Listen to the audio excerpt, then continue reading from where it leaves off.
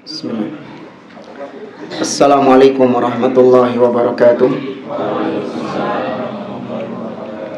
Innal hamdalillah nahmaduhu wa nasta'inuhu wa nastaghfiruh wa na'udzu billahi min shururi anfusina wa min sayyiati a'malina. Man yahdihillahu fala mudilla lahu wa man yudlil fala hadiyalah. Wa asyhadu an la ilaha illallah wahdahu la syarika lah wa asyhadu anna Muhammadan abduhu wa rasuluh.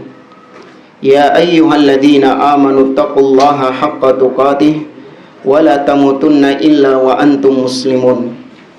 Ya ayyuhan nasu taqu rabbakumul ladzi khalaqakum min nafsin wahidah wa khalaqa minha zawjaha wa batha minhuma rijalan katsiran wa nisaa'a wattaqullaha alladzi tasaaluna bihi wal arham innallaha kana 'alaikum raqiba.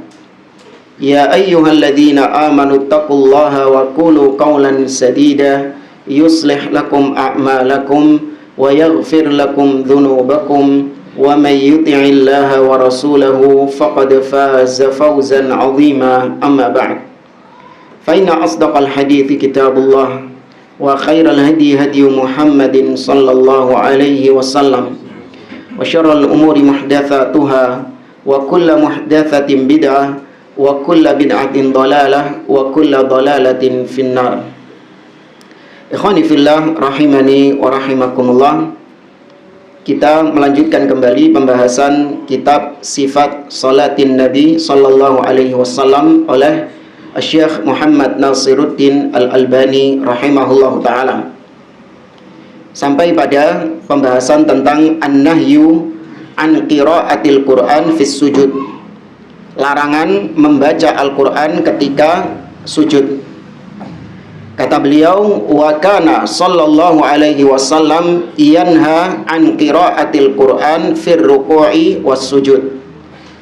Nabi sallallahu alaihi wasallam melarang umatnya dari membaca Al-Quran ketika ruku' dan sujud.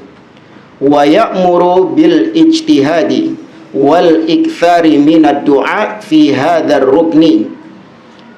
Akan tetapi Nabi SAW memerintahkan, menganjurkan untuk bersungguh-sungguh dan memperbanyak doa ketika melaksanakan sujud. Kama madha fir ruku', sebagaimana yang sudah dijelaskan ketika membahas tentang ruku'. Ya, kalau ruku', kata Nabi, fayu'azzim fihi rabb, hendaklah seseorang ketika ruku' dia mengagungkan Allah Subhanahu wa taala.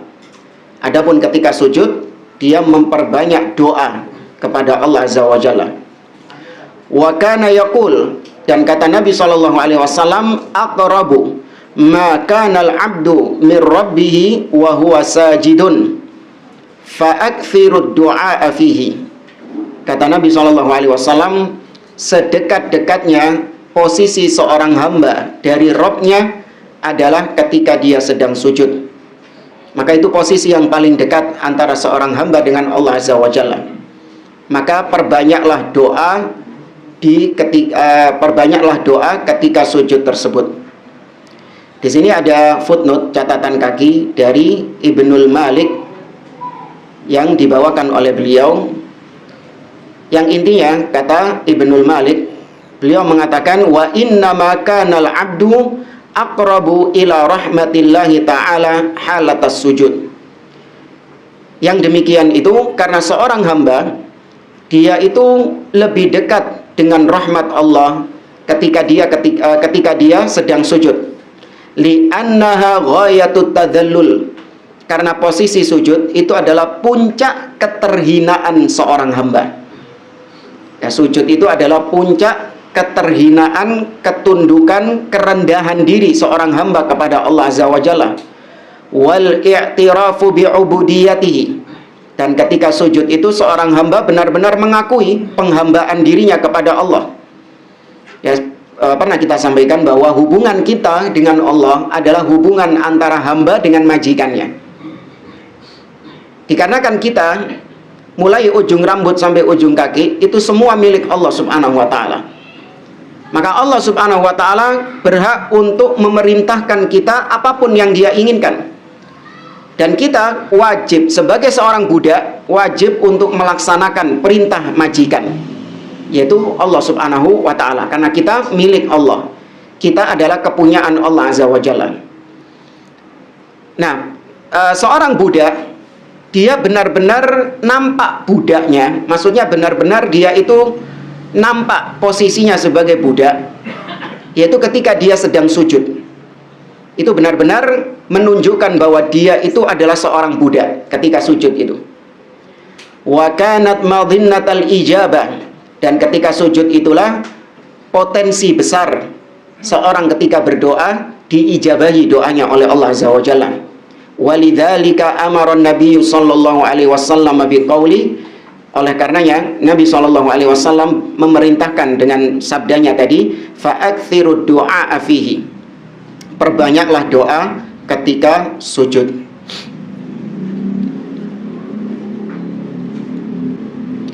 Dan kemudian setelahnya, bab setelahnya yaitu italatus sujud, memperlama sujud. Wa kana sallallahu alaihi wasallam yaj'alu sujudahu qariban minar ruku' fit tul. Kebiasaan Nabi sallallahu alaihi wasallam itu, beliau ketika sujud durasinya itu mirip dengan rukuknya. Sedangkan rukuknya itu mirip dengan berdirinya. Ya, durasinya, panjangnya. Wa rubbama balagha fil italati li amrin 'arid. Dan terkadang Nabi sallallahu alaihi wasallam itu lebih memanjangkan sujudnya lagi karena memang ada urusan yang mendesak ketika itu. Karena ada keperluan yang mendesak, maka Nabi memperlama lagi dari biasanya, lebih memperpanjang lagi sujudnya dari biasanya. Biasanya wis dawa, biasanya sudah panjang, tapi karena ada kondisi tertentu, maka Nabi SAW lebih memanjangkan lagi. Kama qala ba'dus sahabah, sebagaimana yang dikatakan oleh sebagian sahabat. Ya, yang dimaksud sahabat di sini adalah Syaddad ibnul Had radhiyallahu taala anhu. Beliau meriwayatkan kisah.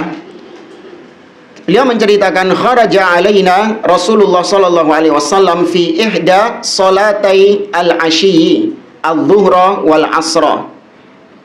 Pernah suatu ketika Rasulullah sallallahu alaihi wasallam itu keluar untuk menemui kami, sehingga kami bersama-sama beliau, kata para sahabat, bersama-sama melaksanakan dua sholat, yaitu sholat duhur dan sholat asar. Wa huwa hamilun hasanan au husainan. Dan ketika itu Nabi keluar membawa salah seorang cucunya, yaitu kalau enggak Hasan ya Husain, salah satunya. Fataqaddama an-nabiy sallallahu alaihi wasallam fa wada'ahu 'inda qadamihi al-yumna. Kemudian Nabi pun maju ke depan karena Nabi jadi imam, dan Nabi meletakkan Hasan atau Husain tadi di sebelah kanan beliau. Tsumma kabbara lis-shalah. Kemudian Nabi bertakbir melaksanakan salat. Allahu akbar fa shalla. Nabi pun salat seperti biasa. Fasajada baina dhahranai salatihi sajdatan atalaha. Tapi ternyata kemudian Nabi SAW sujud dengan sujud yang sangat panjang sekali. Atalaha, Nabi memperpanjang sujudnya. Kata perawi yaitu Syaddad, farafa'tu ra'si min bainin nas. Karena saking lamanya, maka aku pun mencoba untuk mengangkat kepalaku. Dicoba. Ono opo cek suwi nih Kak. Ya, aku pun mengangkat kepalaku. Kata Syaddad. Fa idza as-sabiyyu ala dhahri Rasulillah sallallahu alaihi wasallam wa huwa sajid. Ternyata anak kecil, bocah kecil tadi yaitu Hasan atau Husain sedang menunggangi punggung Nabi sallallahu alaihi wasallam yang ketika itu Nabi sedang sujud. Jadi kayak jaran-jaranan ngono. Arek cilik biasa gitu. Anak kecil ditunggangi punggungnya Nabi. Faraja'tu ila sujudi, maka ketika aku melihat ternyata ada anak kecil yang berada di atas punggung Nabi, aku pun kembali ke posisi sujudku. Falamma qada Rasulullah sallallahu alaihi wasallam as-salata qala an-nas. Ketika selesai sholat, baru para sahabat bertanya kepada Nabi SAW, "Ya Rasulullah, innaka sajadta baina dhahranai salatika hadhihi sajdatan ataltaha." Wahai Rasulullah, tadi engkau sujud di tengah-tengah sholat. Ya, dhahranai artinya athna, di tengah-tengah sholat.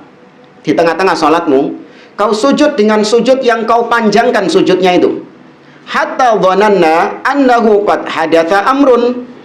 Sampai-sampai kami para sahabat ini menduga telah terjadi sesuatu. Ya, mungkin telah Nabi SAW tiba-tiba sakit, pingsan, gitu maksudnya. Atau Nabi SAW wafat. Ya, kami menduga terjadi sesuatu. Aw annahu yuha ilaik. Atau mungkin kau sedang menerima wahyu dari Allah Subhanahu wa taala. Ya, karena namanya wahyu Allah itu datang, ada yang dengan sebab dan ada yang datang secara tiba-tiba. Ya, wahyu Allah, Al-Qur'an itu turun kepada Nabi SAW, ada yang melatar belakanginya. Ada peristiwa yang melatar belakanginya. Kemudian baru turun ayat. Seperti misalnya surat Al-Ikhlas. Qul huwallahu ahad. Itu latar belakangnya turun karena apa?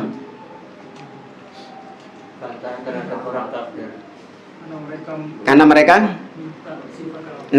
mereka bertanya kepada Nabi tentang sifat Allah.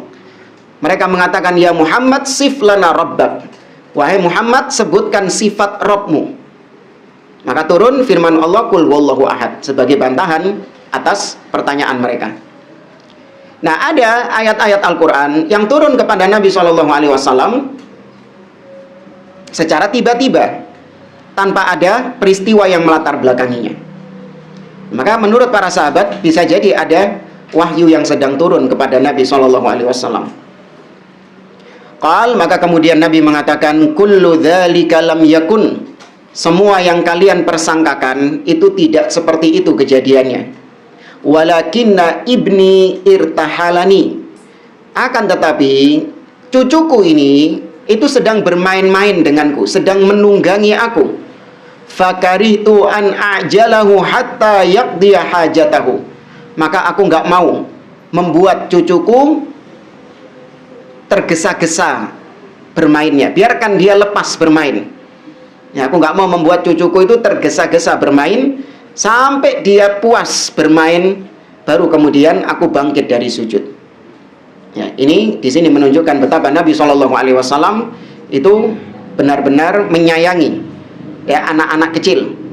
Ya, benar-benar Nabi SAW rahmah, kasih sayang kepada anak-anak kecil, terutama kepada putra, kepada cucunya, yaitu Al-Hasan wal Husain radhiyallahu taala anhuma.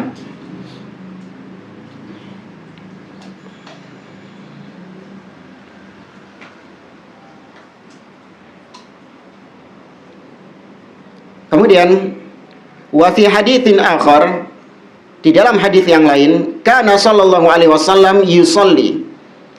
Pernah Nabi sallallahu alaihi wasallam salat, fa idza sajada wa thabal Hasan wal Husainu ala dhahrihi. Ketika Nabi salat, tiba-tiba Al Hasan wal Husain iki arek loro ini. Dua-duanya sekarang ini di peristiwa yang lain, dua-duanya sekarang yang langsung naik ke atas punggung Nabi sallallahu alaihi wasallam. Fa idza mana'uhuma, ketika para sahabat berusaha untuk mencegah Al Hasan wal Husain, asyara ilaihim an da'auhuma. Nabi SAW memberikan isyarat untuk membiarkan cucunya bermain.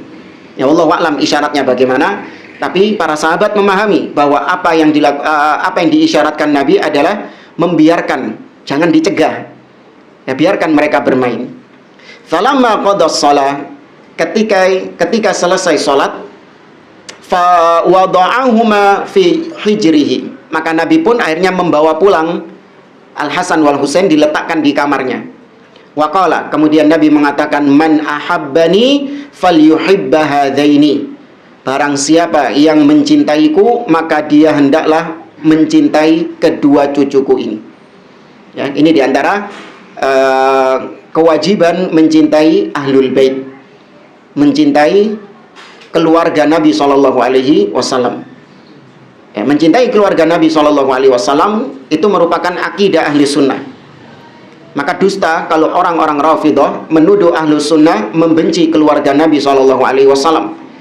Mereka mencintai keluarga Nabi SAW. Akan tetapi yang jadi masalah adalah kecintaan kepada keluarga Nabi SAW itu berdasarkan keimanan, berdasarkan ittiba yang ada pada mereka. Meskipun seorang memiliki kekerabatan dengan Nabi SAW, namun ternyata dia tidak beriman dan tidak mengikuti Nabi SAW, maka nggak boleh kita mencintainya. Berlaku hukum al-wala wal bara. Kita cinta karena Allah dan benci karena Allah. Abu Lahab misalnya. Ya, Abu Lahab, Abu Thalib. Mereka ini adalah orang-orang yang termasuk Ahlul Bait, bukan secara nasab? Iya. Mereka termasuk keluarga Nabi SAW. Namun ketika mereka tidak beriman kepada Nabi, maka mereka tidak disebut Ahlul Bait secara syar'i. Meskipun mereka Ahlul Bait secara nasab, namun tidak disebut Ahlul Bait secara syar'i, karena mereka tidak beriman dan tidak ittiba kepada Nabi. Di antara dalil yang menguatkan hal ini adalah firman Allah dalam surat Hud tentang putranya Nabi Nuh alaihi salam. Ketika itu Nabi Nuh berkata kepada Allah, kata Nabi Nuh alaihi salam, wa inna wa'dakal haq wa anta ahkamul hakimin. Ya Allah, sesungguhnya janjimu itu benar. Karena sebelumnya Allah Subhanahu wa taala berjanji.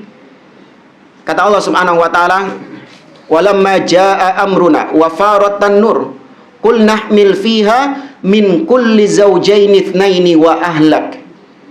Wahai Nuh, ketika datang perkara kami, yaitu maksudnya banjir, maka hendaklah kau masukkan masing-masing satu pasang. Dan ajak juga keluargamu, ahlak. Maksudnya anak-anak, putra-putranya Nabi Nuh alaihi salam. Tapi ternyata ada satu putranya Nabi Nuh yang apa? Yang tenggelam. Maka Nabi Nuh menagih janji Allah Subhanahu wa taala, inna bani min ahli wa inna wa'dakal haq. Ya Allah, sesungguhnya anakku itu termasuk ahlil baitku. Dan kau tadi sudah berjanji sebelumnya bahwasanya keluargaku selamat. Ya, maka kemudian Allah menegur Nabi Nuh alaihissalam, qala ya Nuhu innahu laisa min ahlik wa innahu amalun ghairu salih fala tas'alni ma laisa laka bihi ilm inni a'idzuka an takuna minal jahilin. Wahai Nuh, sesungguhnya putramu itu yang tenggelam itu bukan termasuk ahlul baitmu. Tuh. Sama Allah divonis bukan ahlul baitnya Nabi Nuh. Padahal secara nasab, secara biologis anaknya gak? Anaknya. Ya, namun secara syar'i dia tidak disebut ahlul bait. Kenapa? Karena menyimpang dari jalannya Nabi Nuh alaihi salam. Maka kita di zaman sekarang, ketika ada orang yang memproklamirkan bahwasanya dia adalah keturunan Nabi, dia punya darah Nabi SAW, dia adalah ahlul bait, dan ahlul bait harus dihormati, harus dicintai, harus diutamakan, didahulukan, yes, dan seterusnya. Maka kita lihat terlebih dahulu bagaimana akidahnya dia, bagaimana ittiba'nya dia kepada sunnah, bagaimana tauhidnya dia. Kalau dia beriman kepada Allah dan Rasulnya, dia ittiba' kepada Nabi, berpegang dengan sunnah, bukan pelaku kesyirikan, bukan pelaku kebid'ahan, bukan orang-orang yang menyimpang, iya, maka kita cintai dia. Kita cintai dia yang pertama karena keimanannya, dan yang kedua karena apanya? Karena nasabnya, karena ahlul baitnya.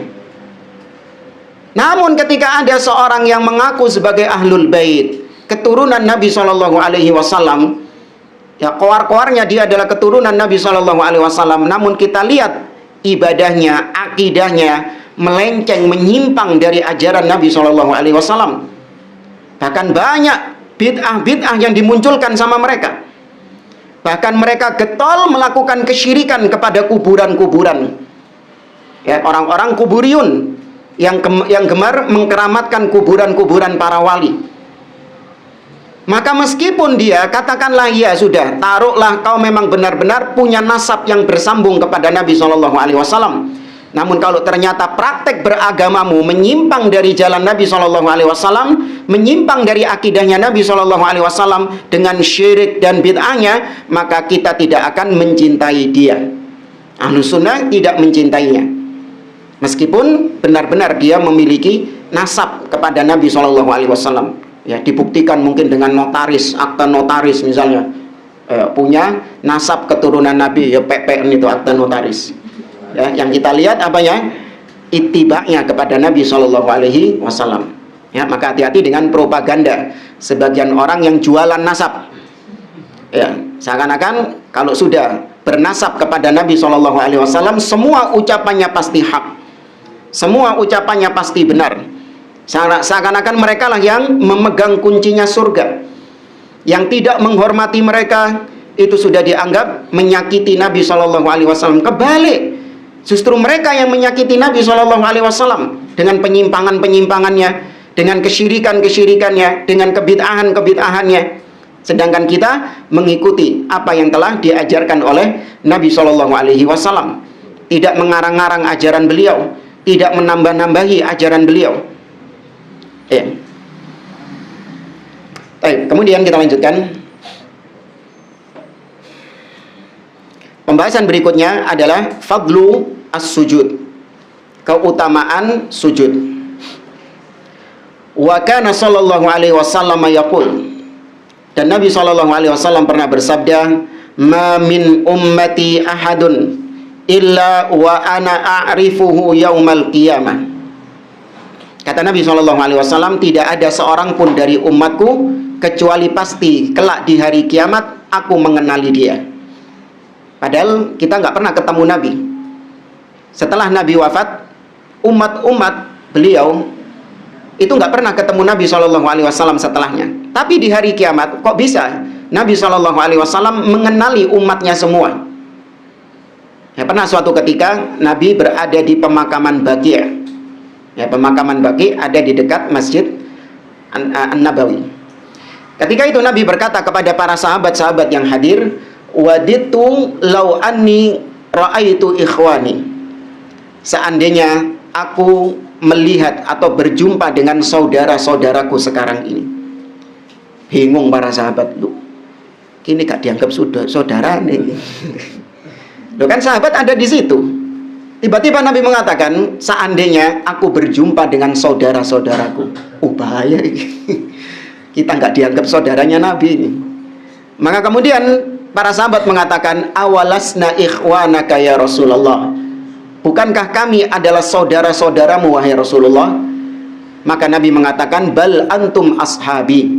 Kalian bukan cuma saudara, tapi tingkatannya lebih daripada saudara, yaitu sahabat-sahabatku. Walakin ikhwani alladzina lam ya'tu ba'd. Akan tetapi umatku, saudara-saudaraku adalah yaitu mereka-mereka yang nanti datangnya sepeninggalku.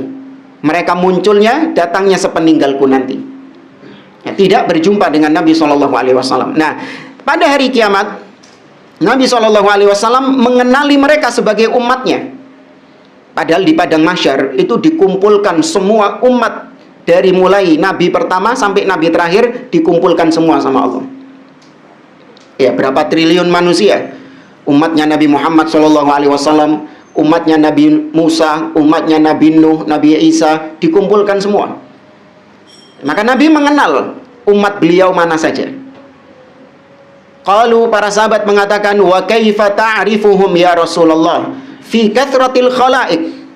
Wahai Rasulullah, bagaimana Anda bisa mengenali mereka padahal banyak makhluk-makhluk Allah lain, banyak manusia-manusia lain di situ. Kok iso metani? Ya, metani? Apa metani? Kok bisa menyeleksi mana yang umatnya Nabi, mana yang bukan? Maka Nabi SAW memberikan permisalan. Ara'aita law dakhalta siyaratan fiha khailun duhmun buhmun wa fiha farasun agharrun muhajjalun ama kunta ta'rifuhu minha. Nabi memberikan permisalan, bagaimana jadinya apabila engkau masuk ke kandang, ya, kandang kuda yang dipenuhi oleh kuda-kuda yang duhmun. Ya, duhmun ini hitam. Ya, hitam. Sedangkan buhmun adalah tidak bercampur dengan warna yang lain. Ya, duhmun hitam, sedangkan buhmun itu tidak bercampur dengan warna lain. Berarti murni apa? Duh. Ya, murni hitam. Hitam gak kecampuran warna liane, berarti legam. Ya, hitam yang pekat. Ya. Kan ada hitam-hitam yang kecampuran putih jadi rodok abu-abu, ya, kecampuran jadi rodok coklat gitu. Atau mungkin ada sebelah sini hitam, sebelah sininya putih, kakinya belang. Tapi ini enggak, hitam legam. Tapi kemudian di antara kuda-kuda yang hitam-hitam legam tadi, ada seekor kuda yang dia putih sendiri. Ya, mukanya putih, kakinya putih. Bukankah dia otomatis langsung tahu mana kudanya dia? Paham ya permisalannya ya? Ya. Qal bala, kata para sahabat, iya. Pasti dia tahu. Qal fa inna ummati yawma idzin ghurrun minas sujud mahjuluna minal wudu. Sesungguhnya umatku kelak pada hari kiamat, di akhirat kelak, wajah mereka bersinar, wajah mereka bercahaya karena sujud-sujud mereka.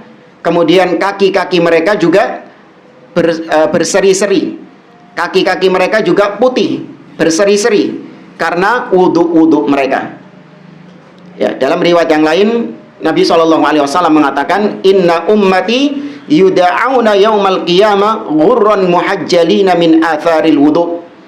Sesungguhnya umatku kelak akan dipanggil pada hari kiamat, akan diseru pada hari kiamat, dan mereka dikenali dengan cahaya putih yang ada pada wajah mereka, dan kedua kaki mereka juga bercahaya karena bekas dari wudhu mereka dan bekas dari sujud mereka. Allah berfirman juga dalam surah Al-Fath ayat yang terakhir, kata Allah Subhanahu wa taala, Muhammadur Rasulullah walladzina ma'ahu asyidda'u 'alal kuffar ruhama'u bainahum tarahum ruk'an sujjadan yabtaghuna fadlan minallahi wa ridwana simahum fi wujuhihim min atharis sujud. Tanda yang ada pada mereka, pada wajah mereka adalah bekas-bekas sujud mereka. Ya, jadi umat Nabi Muhammad SAW dikenali dari dua tanda, bekas wudhu mereka dan bekas sujud-sujud mereka. Itu yang akan memberikan cahaya pada hari kiamat sehingga dikenali. Maka dengan demikian, kebalikan dari hadis tadi, seorang yang jarang sujud, seorang yang jarang wudhu, maka berarti cahayanya apa? Redup. Ya, 1 watt, 2 watt redup. Ya. Tapi ini keutamaan sujud.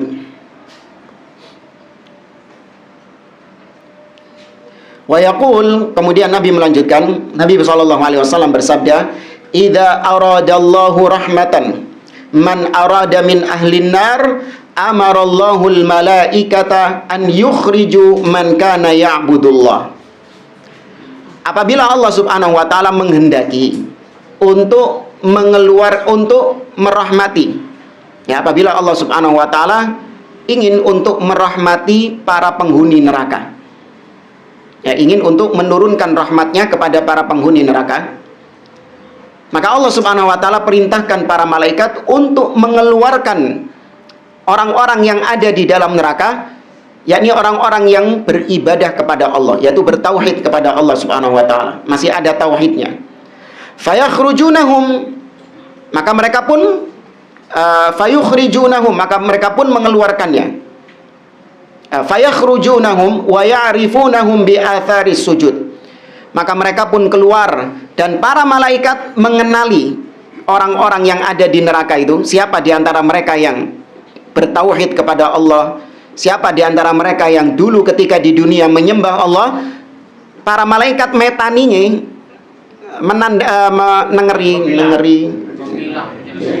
menyeleksinya itu dengan dilihat dari bekas sujudnya. Wa harramallahu 'alan nar an ta'kula atharas sujud, karena Allah mengharamkan atas neraka menghanguskan bagian-bagian sujud. Ini akidah ahli sunnah. Ini yang disiksa ini, yang sedang dibicarakan ini, kira-kira orang apa ini? Pelaku apa ini? Pelaku maksiat dari kalangan orang-orang yang beriman. Dia masih ada tauhid, masih memiliki aslul iman, masih memiliki pondasi iman, pondasi tauhid, namun dia terjatuh dalam perbuatan-perbuatan maksiat, entah itu zina atau dia berdusta, mencuri dan yang lainnya, riba dan yang lainnya. Nah, dosa-dosa maksiat ini apakah menghilangkan tauhidnya? Tidak, dia bukan pelaku kesyirikan. Maka akidah ahli sunnah, pelaku dosa hukumnya di mana? Surga atau neraka?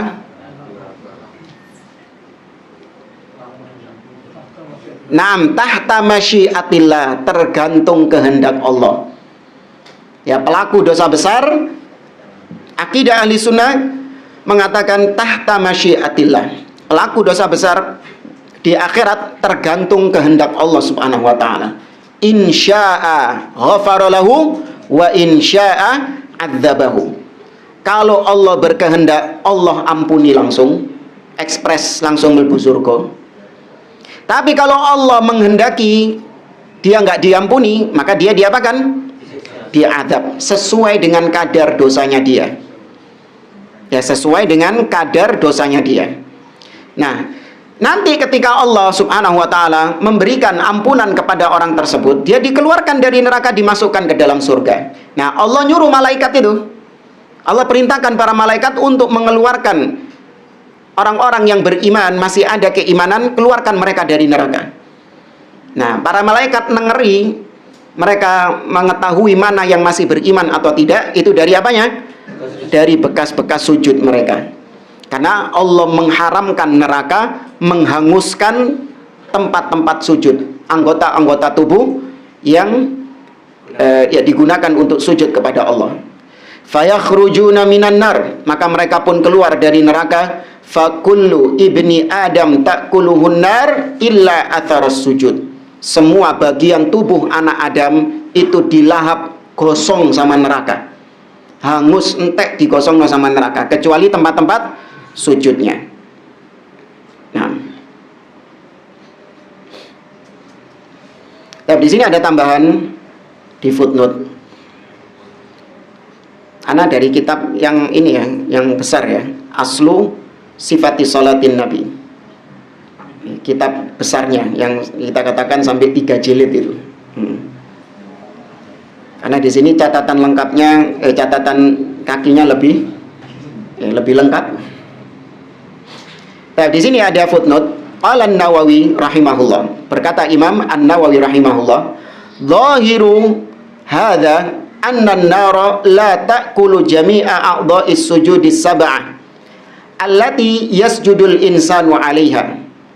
Maka dilihat dari zahir hadis ini, kata beliau, kata Imam Nawawi rahimahullah, bahwasanya neraka tidak akan memanggang atau tidak akan menghanguskan 7 tempat sujud yang manusia bersujud di atas, bertumpu di atas 7 anggota sujud ini. Mana saja kemarin? Ya, 1 dahi sama hidung, 2, 3 dengkul, 4, 5, kemudian telapak kaki, 6, 7. Ya, 7. Wa hakadha qalahu ba'dul ulama wa ankarahu al-Qadhi Iyad rahimahullah. Wal muradu bi atharis sujud al-jabhatu khassah.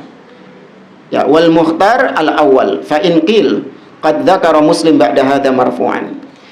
Baik, maka sebagian ulama mengatakan 7 tempat ini yang tidak dilahap oleh api neraka.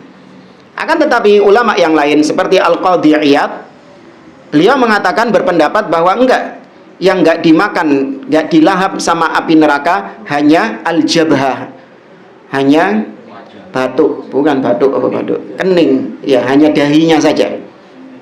Ini pendapat Al-Qadhi Iyad.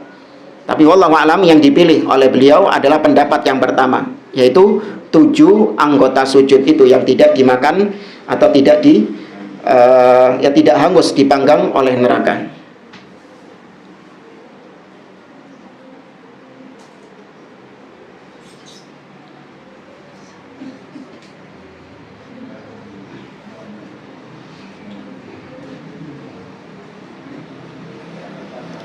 Dan kemudian berkaitan dengan hadis tadi yang terakhir kita baca, di sini di dalam footnote ini dibawakan hadis lengkapnya.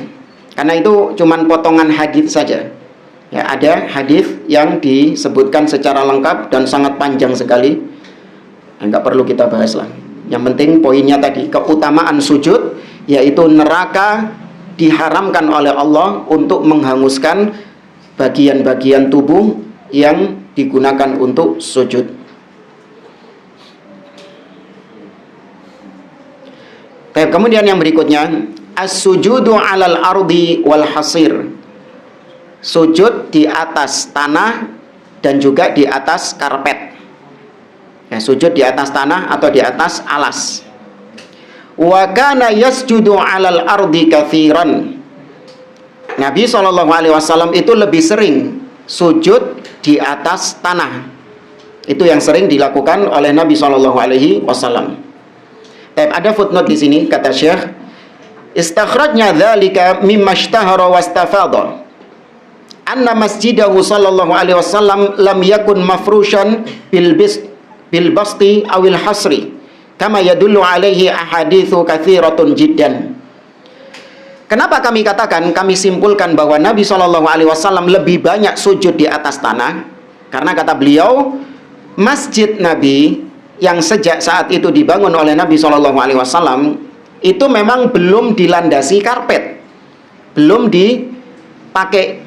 dipakaikan alas, tapi langsung tanah. Ya, maka dengan demikian Nabi lebih sering sujud di atas tanah karena masjid Nabi berupa tanah. Sebagaimana banyak hadis yang menyebutkan, diantaranya yang pertama hadis Abdullah bin Umar radhiyallahu taala anhuma, beliau mengatakan kanatil kilabu tabulu wa takbalu wa tudbiru fi zamani Rasulillah sallallahu alaihi wasallam falam yakunu yarushuna syai'an min dzalik. Dahulu di zaman Nabi sallallahu alaihi wasallam, kata Abdullah bin Umar, ada anjing-anjing yang sering kencing di masjid. Jadi tempat sholatnya Nabi SAW dan para sahabat itu. Namun para sahabat ketika itu sama sekali tidak menyirami, ya, tidak menyirami bekas kencingnya itu. Berarti hanya diapakan? Hanya diuruk saja, ditimbun saja. Berarti di sini menunjukkan pakai alas atau enggak? Kalau pakai alas terus diumbakno itu. Ya, berarti enggak pakai alas, langsung tanah. Ya, di sini beliau menyebutkan hadis kedua, yaitu hadis kedua ini yang terkenal.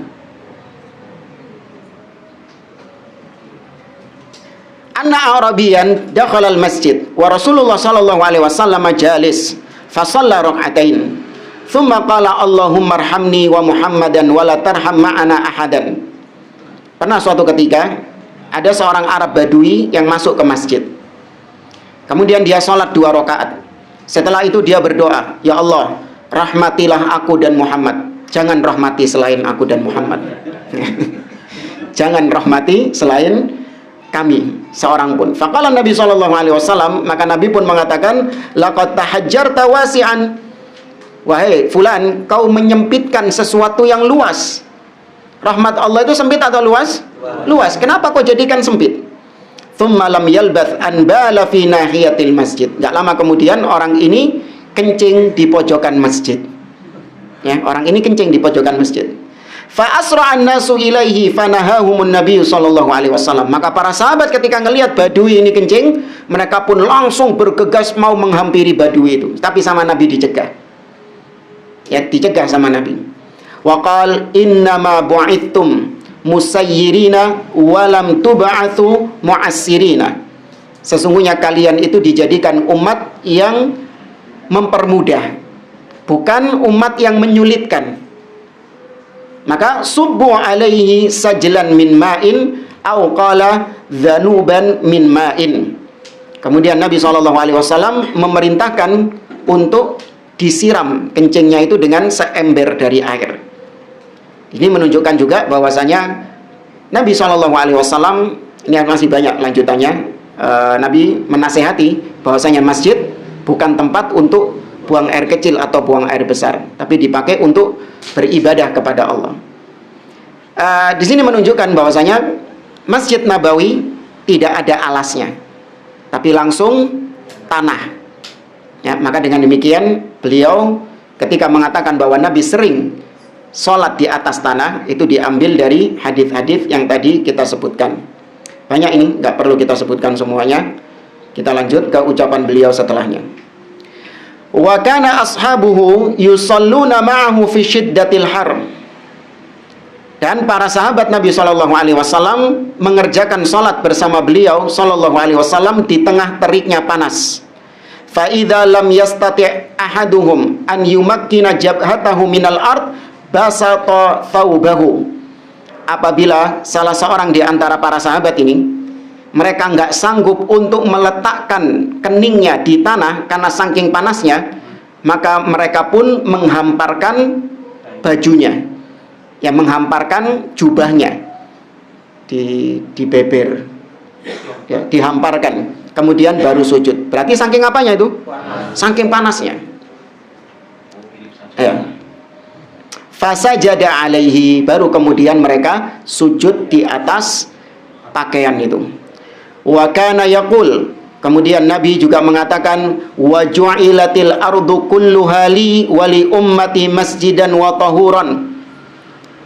Dan aku dijadikan oleh Allah Subhanahu wa taala, diberi keistimewaan oleh Allah, bumi ini semuanya dijadikan oleh Allah sebagai masjid, yaitu tempat untuk sujud, bisa dipakai buat sujud, wa tahura, dan suci bagiku dan bagi umatku.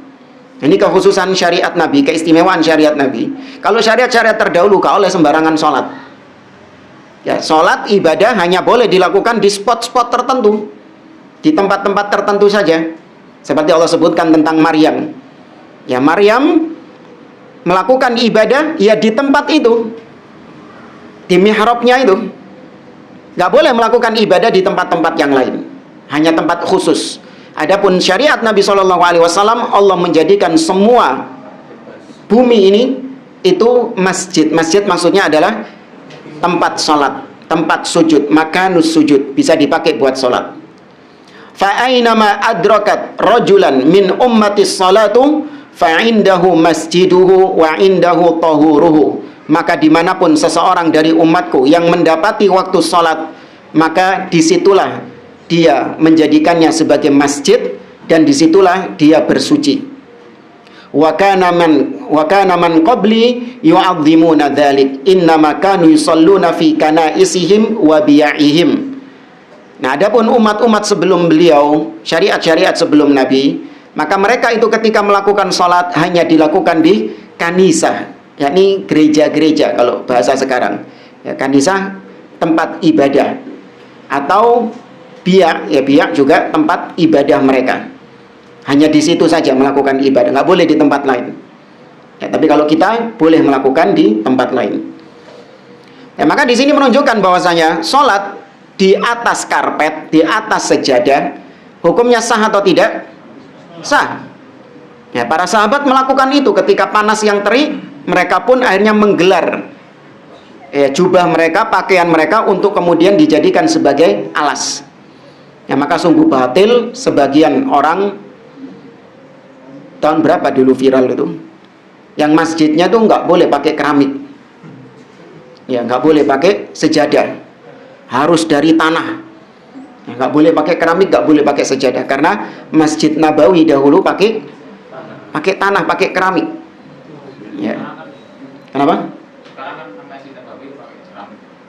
Nggak dulu maksudnya, nah, dulu bukan sekarang.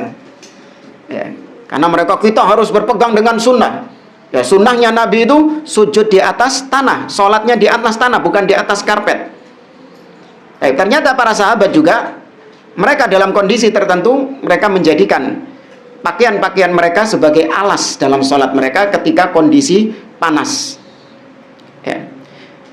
Berkaitan dengan itu juga, dalam riwayat yang lain, Nabi SAW juga mengatakan, idza shtaddal har fa'abridu bis shalah. Ya, ketika panas sangat menyengat, maka dinginkan dengan sholat. Fa inna syiddatal har min fayhi jahannam. Karena panasnya cuaca, teriknya cuaca itu dari hembusan neraka jahanam. Ya, ini akidah yang bisa kita petik dari cuaca ekstrim yang kita dapati sekarang ini. Bahwasanya al-jannatu wan nar makhluqatani mawjudatanil an. Ini akidah ahli sunnah. Membantah akidahnya Mu'tazilah yang mengatakan surga dan neraka sekarang belum ada, kata mereka. Karena kalau surga dan neraka sudah ada, menurut mereka berarti apa? Mubadzir. Maka dibantah oleh ahli sunnah, enggak, surga dan neraka wis ono. Apa buktinya? Salah satu dalilnya, nah ini panasnya Surabaya ini. Ya, itu dalil bahwasanya neraka sudah tercipta karena hembusan terik, ya hembusan angin. Anginnya panas loh jamaah, bukan terik saja. Antum kalau dapat angin ini tadi siang itu, ya, anginnya itu juga panas. Ya, hembusan anginnya itu juga panas. Ya, ini menunjukkan neraka sudah terciptakan.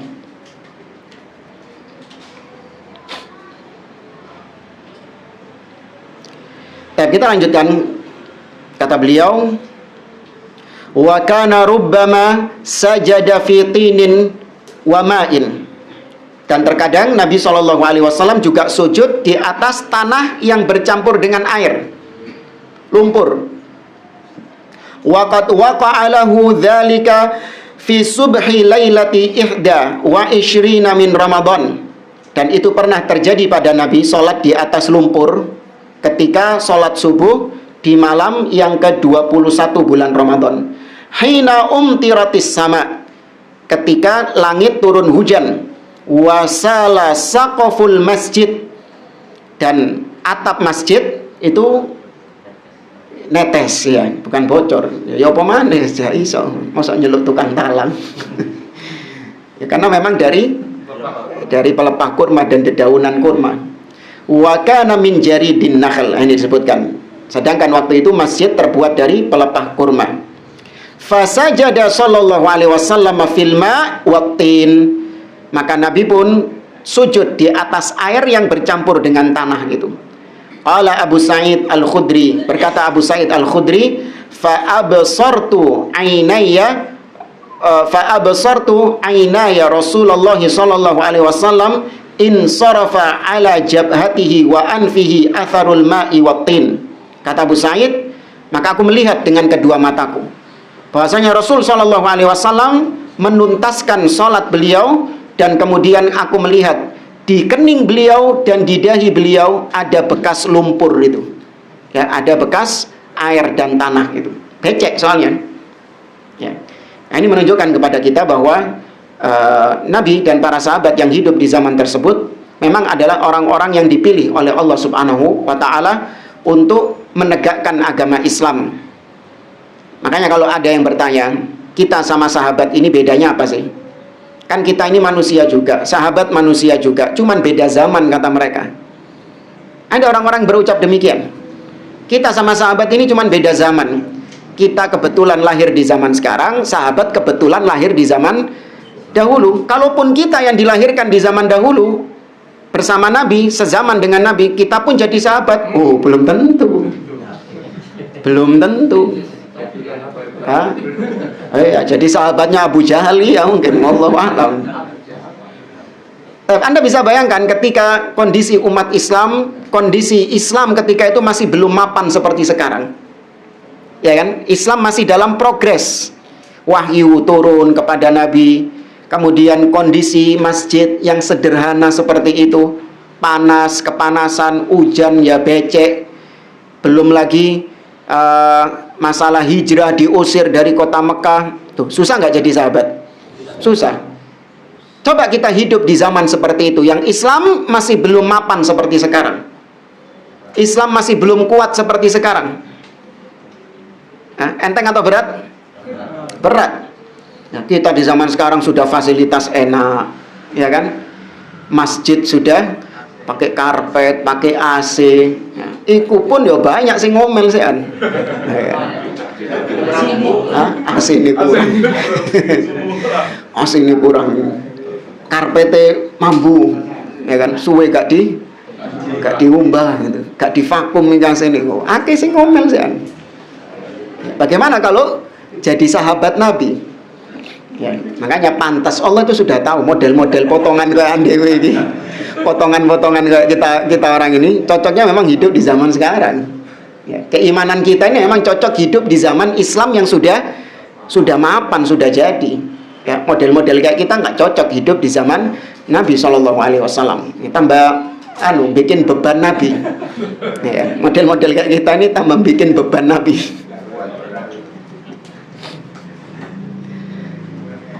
Nah, kita lanjutkan. Wa kana yusalli 'alal khumrati ahyanan wa 'alal hasiri ahyanan. Dan terkadang Nabi Shallallahu Alaihi Wasallam itu sholat di atas khumrah, yaitu tikar. Ya, pernah Nabi sholat di atas tikar, dan juga Nabi Shallallahu Alaihi Wasallam juga sholat di atas sajadah atau karpet. Itu juga dua-duanya pernah dilakukan oleh Nabi Shallallahu Alaihi Wasallam. Ya, kemudian di sini beliau membawakan riwayat-riwayat yang membuktikan hal tersebut, yaitu dari Abdullah bin Abbas radhiyallahu taala anhuma.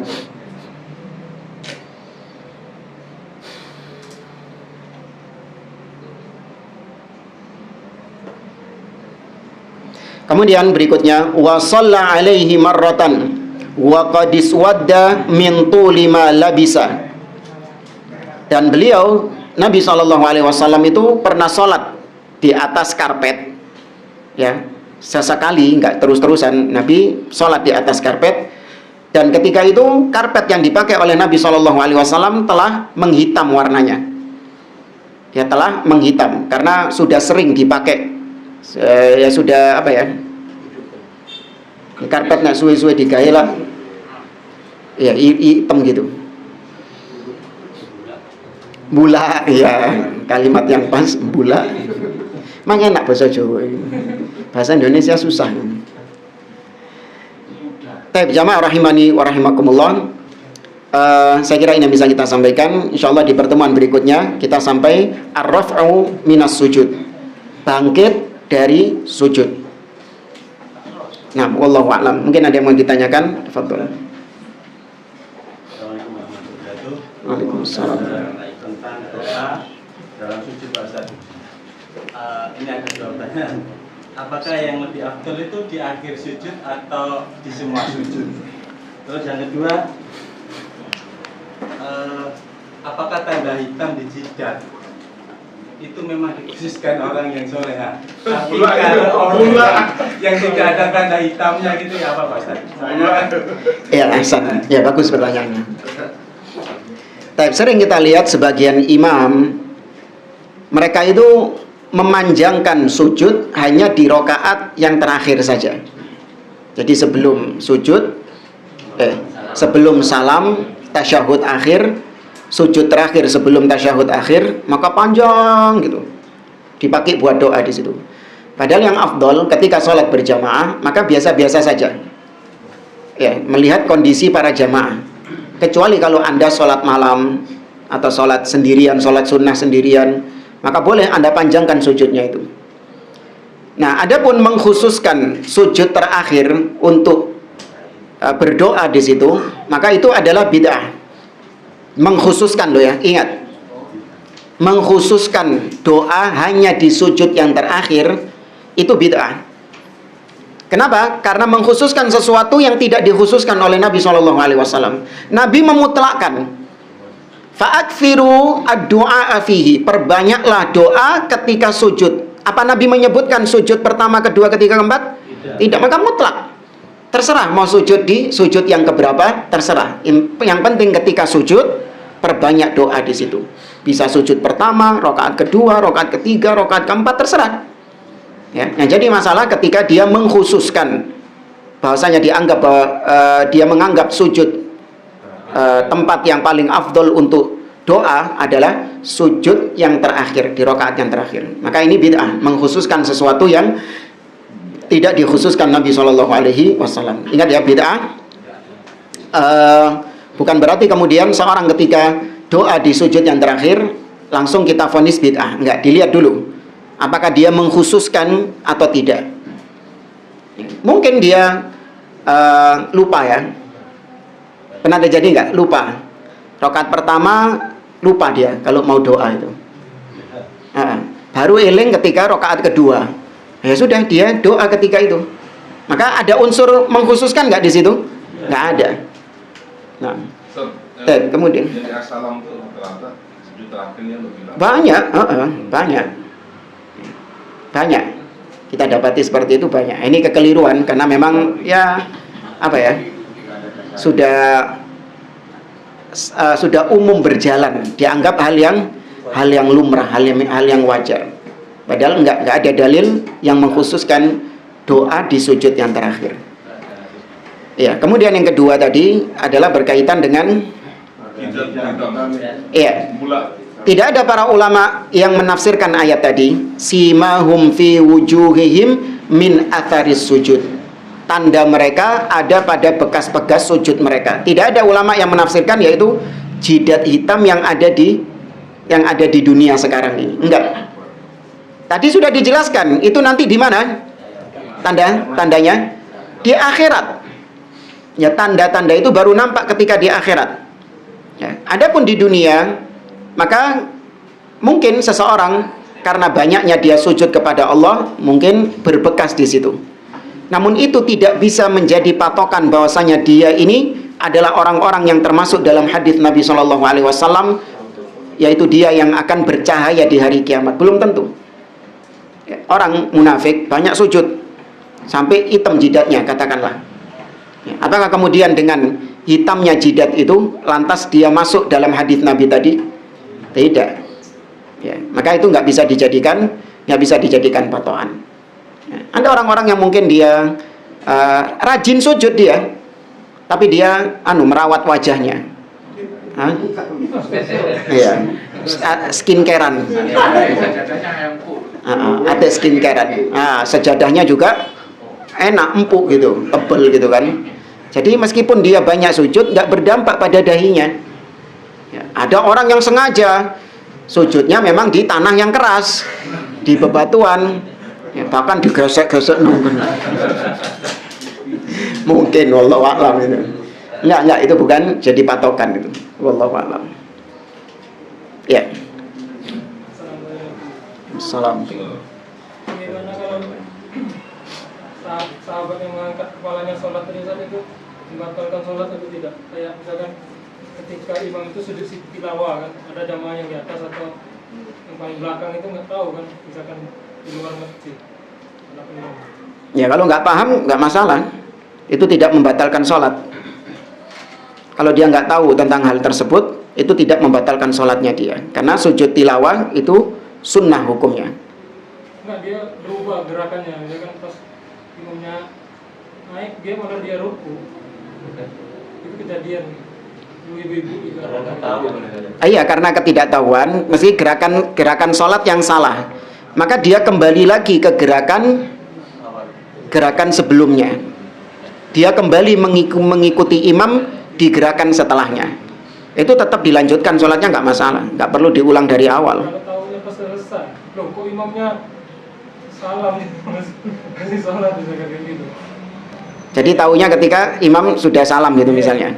Ya dia kan sebelumnya ketika sholat dia nggak paham, karena ada jarak yang jauh, ya terhalang, sehingga dianggapnya sujud tilawah itu adalah ruku. Tapi ya pasti ada keanehan lah. Depan-depannya bisa kelihatan kan? Bersambung kan? Ibu-ibu kan ada pembatas. Semua ibu-ibu berarti? Ya semua ibu-ibu. Iya, kan biasanya ketahuan langsung ketika itu, sadar ketika itu. Allahu Akbar sujud ya. Harusnya kalau itu ruku, maka setelahnya Sami Allahu liman hamidah. Tapi ini kok Allahu Akbar lagi, itu pasti kalau ibunya notice, ya pasti loh Allahu Akbar. Oh berarti bukan sujud tadi, berarti bukan ruku tadi, tapi itu sujud. Iya. Apa langsung ruku Ustaz? Apa itu? Ikuti imam ruku kan. Makmum kan lupaan, nggak tahu kan, duduk, kemudian imam kan bangkit, kemudian imam Allahu Akbar, Sami Allahu liman hamidah, apa makmumnya langsung bangkit gitu, langsung kan, itu kita maksudnya. Nah, ya kan habis sujud sejadah, Allahu Akbar, makmumnya ruku. Makmumnya Nah, iya. dia sadar kalau itu ternyata bukan sujud tilawah. Akhirnya dia bangkit lagi mengikuti imam.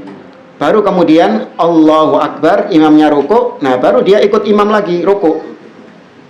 Ya. Kalau udah dia terlanjur sujud, rukuk sujud, duduk, Kalau sudah selesai, sudah salam, ya sudah. Kalau sudah salam, tetap sah hitungannya. pas kalau dia duduk misalkan kayak Pak, saya boleh, dia duduk, terus dia baru sadar imamnya ini Sampai Allah baca lagi ya atau salah ngomong lagi. apa langsung ikut Siapa sih? tidak? Imam kan habis sujud tilawah, kemudian berdiri Allahu Akbar, makmum ini ruku, kemudian imam ruku Allahu Akbar, dikira sujud, dikira tapi ternyata imam ruku. Kadang tidak. Nah ya, makmumnya itu posisinya gimana? Ruku. Ruku. Ternyata Imamnya sujud. Iya, ternyata imamnya sujud. Terus bangkit kan imamnya kan? Iya. Allahu Akbar. Nah, makmumnya itu harusnya dia itu sadar, kok Allahu Akbar, bukan sami Allahu liman hamidah. Maksudnya langsung ikuti gerakan terakhir, nggak ambil. Nah, itu ketika Allahu Akbar, oh berarti ini bukan i'tidal. Berarti ini masih berdiri, bukan berdiri sebelum ruku. Ya sudah, dia berdiri juga. Tidak diniatkan sebagai i'tidal. Kemudian baru imam mengucapkan takbir lagi, Allahu Akbar. Nah, baru dia ruku. Kemudian baru setelah itu sami Allahu liman hamidah. Ah, ini baru i'tidal. Makmume ngono. Ya iki sing tepak iki. Mang keliru, Mang. Dan biasanya kan dia habis sujud kan berdiri meneruskan suratnya itu. Kalau yang terakhir, sujud terakhir kan ada surat terakhir. ya, kalau sajadah surat ayat sajadahnya itu di tengah. Gitu kan. Seperti surat As-Sajdah. ya sajadah atau al-insyiqaq gitu. Ada yang sajadahnya di akhir kayak surah An-Najm, Al-Alaq, di akhir. Nah, wallahu a'lam. Yang pertanyaan kemarin Ustaz, untuk mengikat rambut. Oh iya, lalian. Lupa besok aja. Iya, lupa nah. Anak tadi Kenapa laki-laki maksudnya? enggak. Mengikat rambut, rambut kan kebanyakan rambutnya panjang Pak Hasan. Kadang diikat gitu. Kalau laki-laki kan enggak boleh. Karena pernah tanya sih sama masih boleh. Iya, nah ada pembahasannya itu, ada rinciannya. Anak berapa hari yang lalu sudah mau nyari cuman ya itu lupa anak simpan ini pembahasannya. Nanti WA ya. Tapi 2 minggu lagi soalnya kan. Cepat lali nih soalnya. Wallahu a'lam. Ustaz, kalau misalkan kita sujud kan disuruh banyak doa. Nah, kebetulan kita belum hafal doanya dalam bahasa Arab gitu misalkan. Tapi kita coba dalam bahasa Indonesia, tapi kita batin, yang kita ucapkan itu masih diperbolehkan kan? Ya, wallahu a'lam.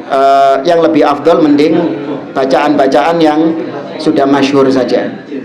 Jadi bacaan-bacaan yang memang diriwayatkan oleh Nabi atau bacaan yang ada di dalam Al-Qur'an tapi tidak dibaca dengan tajwid. Maka itu nggak dianggap membaca Al-Qur'an.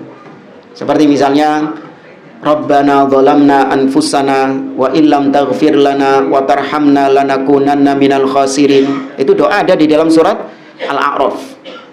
Al-Qur'an itu, tapi berupa doanya Nabi Adam. Maka kalau ketika sujud boleh nggak baca doa itu? Boleh, dengan niat membaca doa, bukan membaca Al-Qur'an. Nah, kalau membaca doa maka nggak perlu tajwid. Jangan Anda bacanya Rabbana zalamna anfusana wa illam taghfir lana wa tarhamna lanakunanna minal khasirin. Itu dengan tajwid gitu. Enggak kayak orang ngomong.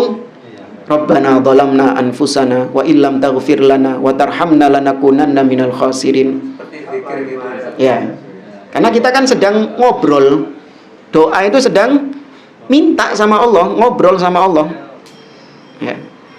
Makanya para ulama menganggap doa kunut yang dibaca dengan tajwid, dengan tartil itu dihukumi bid'ah. Ya, doa kunut yang dibaca dengan tartil, Allahumma rabbana zalamna anfusana. Dibaca dengan tartil, padahal itu doa. Ya, maka itu termasuk bid'ah. Karena tartil tajwid itu hukum hanya berlaku ketika membaca Al-Quran. Bahkan hadis, ya, hadis Nabi SAW tidak dibaca dengan tartil, tidak dibaca dengan tajwid, dibaca dengan biasa. Hadis, membaca doa, ya, kemudian apa lagi? Membaca matan kitab. Ada korek-korek itu yang sering ditegur sama Syekh. Ketika membaca matan kitab, bacanya itu pakai tajwid kayak baca Quran. Ya. Bacanya itu seperti baca Quran. Seperti misalnya baca kitab Usul Thalatha. Qala al-muallif rahimahullah, i'lam rahimakallah annahu yajibu alaina ta'alluma arba'a masail. Jadi baca pakai tajwid. Padahal itu baca matan kitab Al-Usulul Thalatha. Nggak boleh. Tajwid, tartil hanya ketika baca Quran saja. Bahkan baca Quran, ya membaca ayat Quran, tapi bukan dalam rangka membaca, tapi dalam rangka berdalil, itu nggak pakai tajwid. Seperti misalnya ketika berkhutbah, membaca khutbatul hajah. Maka ada ayat Al-Quran nggak yang dibaca di situ? Ada. Ya ayyuhalladzina amanu taqullaha haqqa tuqatih wa la tamutunna illa wa antum muslimun. Itu dibaca langsung. Ya, di antaranya Abu Bakar As-Siddiq radhiyallahu taala anhu, ketika wafatnya Nabi SAW, maka para sahabat ketika itu terpecah menjadi dua kubu. Ada yang kubunya Umar yang meyakini Nabi nggak wafat, dan ada yang meyakini Nabi wafat. Kemudian Abu Bakar berkhutbah, ayyuhan nas, man kana ya'budu Muhammadan fa inna Muhammadan qad mat. Wahai manusia, barang siapa yang menyembah Muhammad, maka Muhammad sudah mati. Wa man kana ya'budu man fis sama, akan tetapi barang siapa yang menyembah zat yang di atas langit, fa innahu hayyun la yamut, maka dia maha hidup dan tidak mati. Kemudian Abu Bakar membawakan firman Allah dalam surah Ali Imran, wa ma Muhammadun illa rasulun qad khalat min qablihi rusul afa immata au qutilan qalabtum ala aqabikum. Tidaklah Muhammad itu kecuali rasul seperti rasul-rasul yang lain. Apakah ketika Muhammad itu mati atau terbunuh kalian berpaling dari agamanya? Itu dibaca sama Abu Bakar tanpa tartil, tanpa tajwid. Karena memang bukan dalam rangka membaca Quran, tapi dalam rangka berdalil, berhujjah. Nah, wallahu a'lam. Yang masalah umat itu kan dikenali dari tanda sujudnya. Ya. Umat-umat sebelumnya juga ada sujud kan? Ya, makanya wallahu a'lam, apakah setiap nabi diberi penglihatan seperti itu? Wallahu a'lam. Jadi masing-masing nabi itu dikenali oleh nabinya sendiri dari bekas-bekas sujud mereka. Nabi Musa mengenali umatnya dari bekas-bekas sujud mereka yang hanya dilihat oleh Nabi Musa alaihissalam. Nabi Muhammad juga demikian mengenali umatnya dari bekas-bekas sujud yang ada pada mereka. Mungkin wallahu a'lam. Ya, yang ada riwayat yang sampai kepada kita hanya Nabi SAW saja. Bagaimana nabi-nabi yang lain, wallahu a'lam. Ya, yang kita yakini dan kita ketahui dari hadis Nabi, bahwasanya setiap umat akan dikumpulkan bersama nabi mereka masing-masing. Itu yang dilihat oleh beliau dalam riwayat Abdullah bin Abbas. Ya, pernah dengar enggak yang Nabi bilang ada ra'aitun nabiyya wa ma'ahur rahtu. Aku melihat ada seorang nabi yang pengikutnya cuma segelintir, antara 3 sampai 9 orang. Wa ra'aitun nabiyya wa ma'ahu rajulun wa rajulan. Aku melihat seorang nabi yang pengikutnya cuma 1 dan 2 orang. Wa ra'aitun nabiyya laisa ma'ahu ahad. Dan aku melihat seorang nabi yang enggak punya pengikut sama sekali. Itu Nabi melihatnya di padang mahsyar. Nabi dikumpulkan bersama umatnya masing-masing. Ya, wallahu a'lam. Baik, terakhir. Masalah isyarat tadi, Ustaz. Yang mana itu?